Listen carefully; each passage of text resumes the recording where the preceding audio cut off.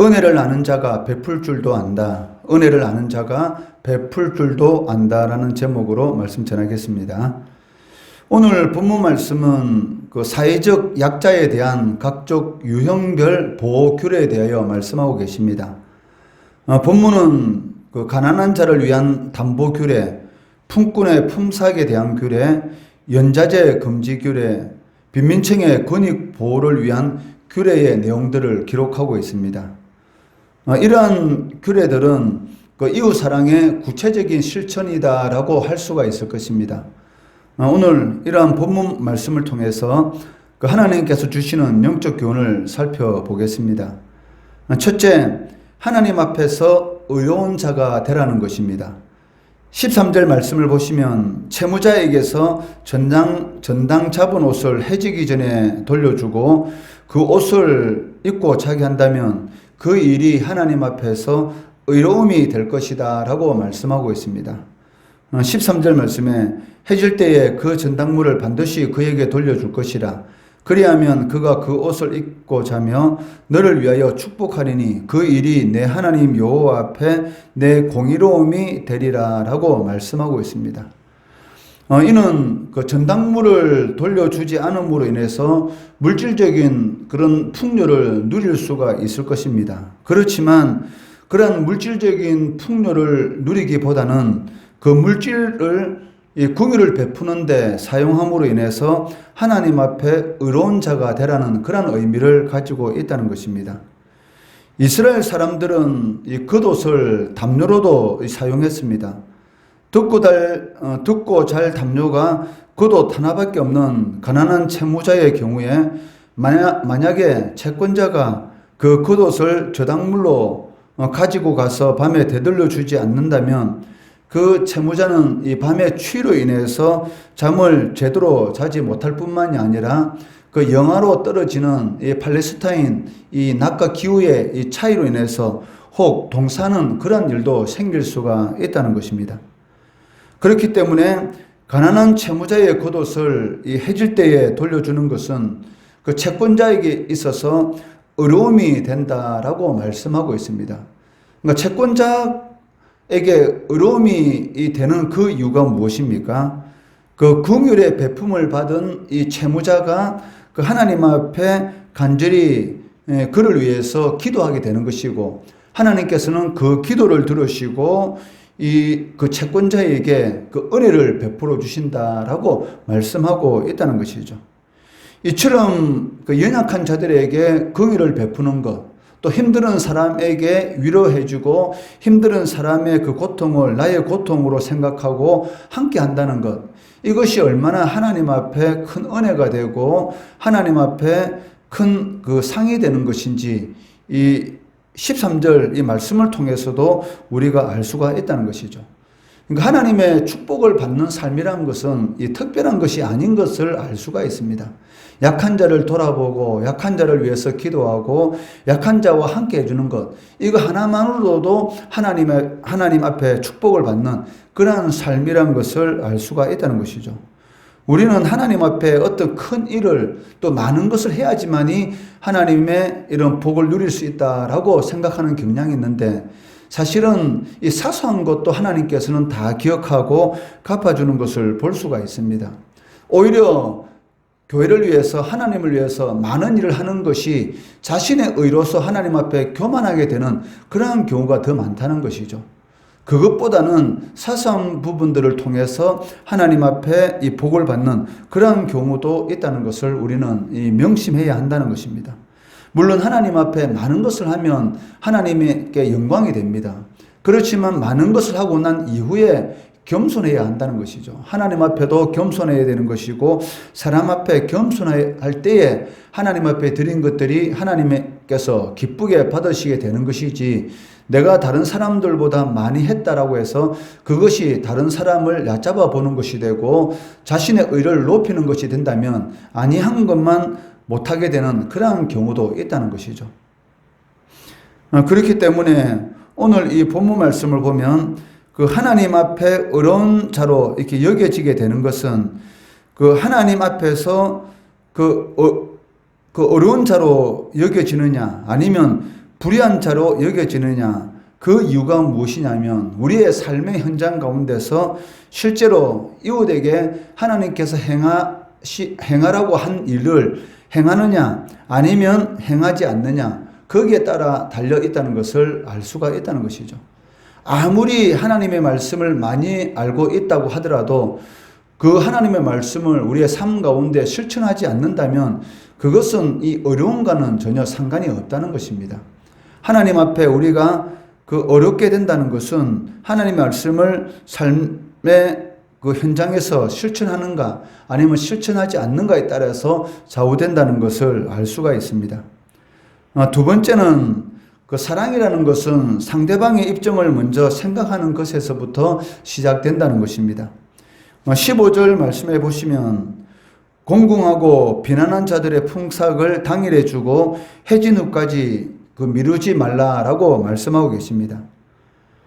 그 하나님께서 이처럼 가난한 자들의 품삯을 해지기 전에 주라고 명하신 그 이유가 무엇입니까?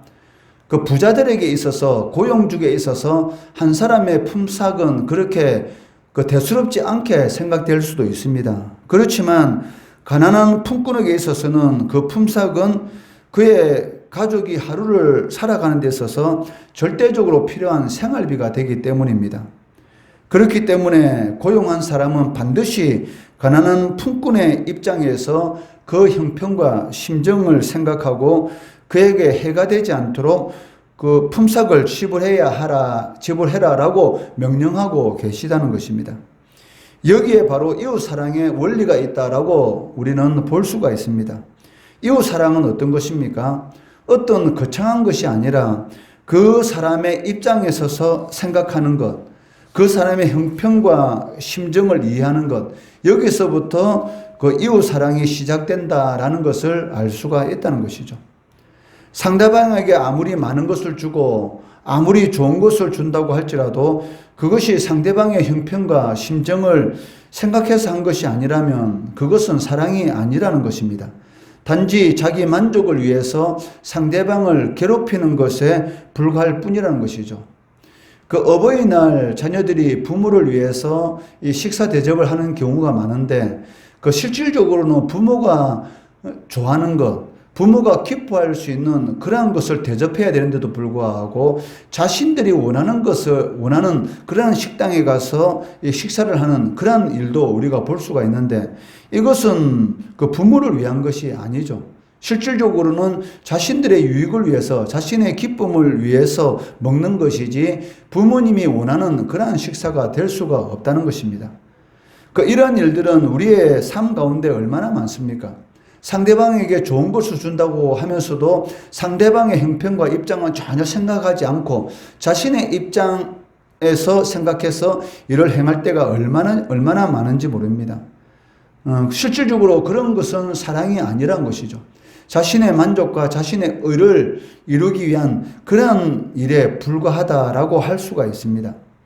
그렇기 때문에 진정한 사랑이라는 것은 그 철저하게 상대방의 입장을 먼저 생각하고 배려하는 마음, 거기로부터 시작하는 것이 진정한 사랑이다라는 것을 알 수가 있다는 것이죠.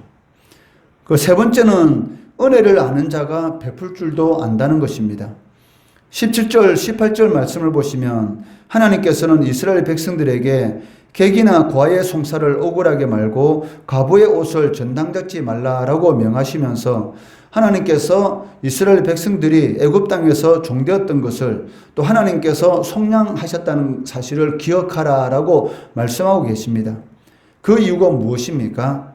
하나님께서 이 객이나 고아의 송사를 억울하게 하지 말고 과부의 옷을 전당 잡지 말라라고 명령하실 수도 있는데 그 명령에 덧붙여서 너희들이 애굽에서 종되었던 것을 기억하고 하나님께서 거기에서 구원해 주셨던 그 사실을 기억하라라고 말씀하시는 그 이유가 무엇이겠습니까? 이스라엘 백성들이 하나님으로부터 은혜를 받았다는 그런 사실을 알 때만이 타인에게 은혜를 베풀어 주실 수가 있다는 것이죠. 상대방에게 은혜를 받았다는 그런 사실을 모르는 자가 어떻게 타인에게 은혜를 베풀 수가 있겠습니까? 그러니까 은혜를 아는 자만이 상대방에게 은혜를 베풀 수가 있다는 것입니다. 다르게 말한다면 하나님으로부터 사랑을 받은 자들만이 상대방에게 사랑을 베풀 수가 있다는 것이죠. 부모님의 사랑을 받고 자란 자녀가 다른 사람에게도 사랑을 베풀 수가 있습니다. 부모의 사랑을 전혀 모르는 사람이 상대방을 사랑한다. 그것은 불가능하다는 것이죠. 그렇기 때문에 어떻게 보면 더 넓은 의미로 생각해 본다면 한 나라의 지도자가 세워지는 데 있어서도 어떻게 보면 이 바로 자른 사람이 이 한 나라의 지도자로 세워지는 것이 사실은 옳습니다. 이 살아온 가정이 평탄치 않고 너무 이렇게 그 삶에 굴곡이 많은 사람이 이 지도자로 세워지게 되면 사실 실질적으로는 그것이 상처로 남아있기 때문에 그 상처가 자신이 권력을 가지게 될 때에 권력이 없는 사람들에게 이렇게 그 행하게 되는 그러한 일들이 사실은 비일비재하는 것이죠. 그러니까 자신의 마음에 이 깊은 상처가 있는 사람들이 실질적으로 다른 사람에게 이 상처를 주는 그러한 경우가 많은 것을 볼 수가 있습니다. 이와 마찬가지로 은혜를 아는 사람이 상대방에게 은혜를 베풀 줄 아는 것이지 은혜를 모르는 사람이 상대방에게 은혜를 베푼다? 이것은 거의 불가능한 것입니다.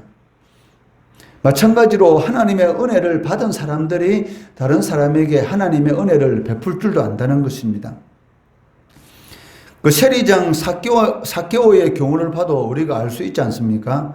예수 그리스도를 만난 후에 이 삭개오가 변화가 되었는데 변화된 삭개오의 모습은 어떻습니까?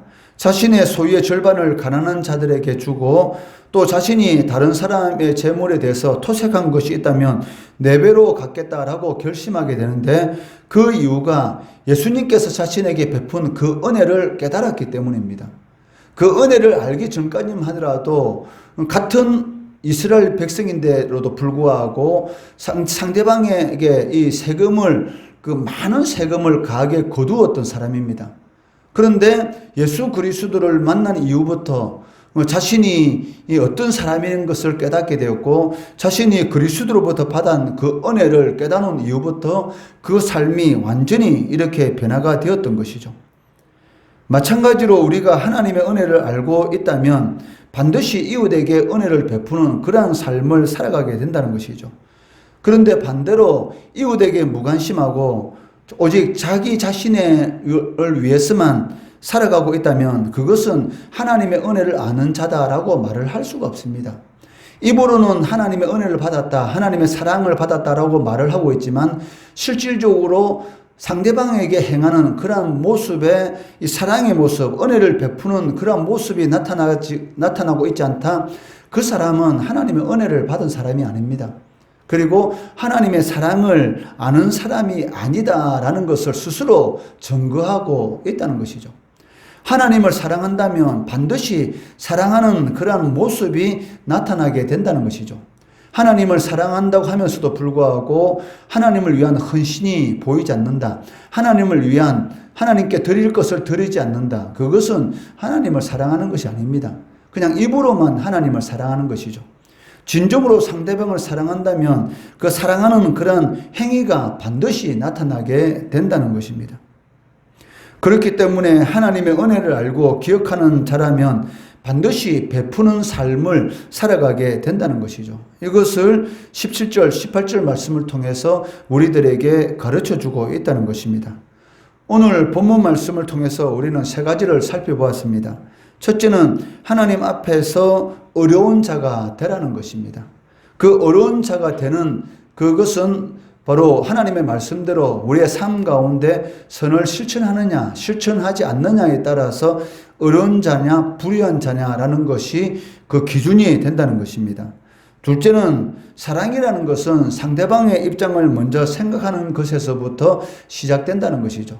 상대방의 입장과는 전혀 상관이 없는 사랑, 그것은 진정한 사랑이 아니라는 것입니다. 셋째는 은혜를 아는 자가 베풀 줄도 안다는 것입니다. 진정으로 하나님의 은혜를 안다라고 말한다면 그의 삶 가운데서 베푸는 그런 삶이 나타나게 된다는 것이죠. 이 3가지를 꼭 기억하시고 하나님의 은혜를 아는 자로서 하나님 앞에서의 어려운 삶, 그리고 상대방의 입장을 먼저 생각하는 그런 삶을 통해서 하나님께 영광 돌리고 또 자신의 삶 가운데 복된 삶을 살아가시는 성도 되시기를 주의 이름으로 축원합니다.